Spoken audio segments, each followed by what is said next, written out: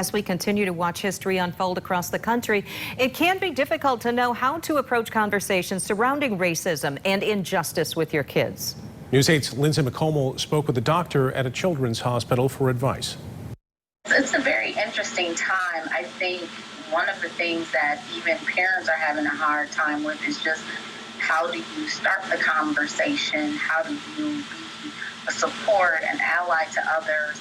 But I think the other thing is really focusing and allowing the space to have those uncomfortable conversations. I was covering the protest on Wednesday night that ended up being a walk for 3 hours.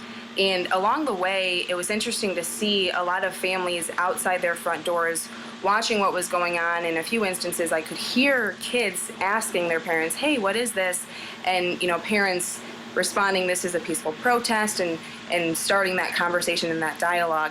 Do you feel that it's important for kids to be seeing or be shown what their parents are talking about, or how do you think that's best approached? I think it's very good to actually use this as a teachable moment, as an opportunity. I don't think this generation has really seen a lot of the peaceful protests, the marches, and even having that conversation about, okay, what led up to it? So this is what happened.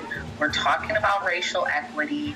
And I think so many times it's easy to focus on the negative and the negative narrative, but really having the opportunity for having that positive narrative and just having what at every age saying, okay, this is what's going on.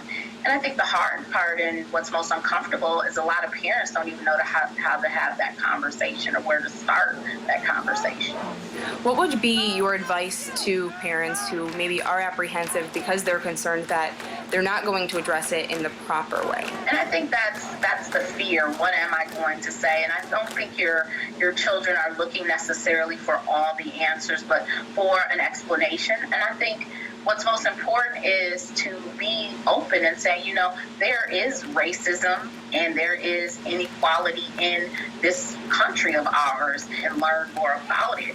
I think the other thing is it is a great time for parents and families to be really reflective about the messaging and even your own, what messages are you sending your teenagers and young adults, and even your little ones, more importantly.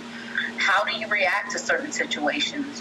How do you deal with, do you have a multicultural group of friends? Have you made a comment that was inappropriate?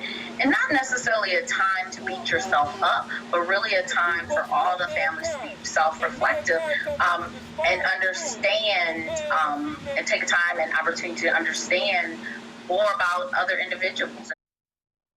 We do have other resources that have been provided by community experts on how to start these difficult conversations at woodtv.com.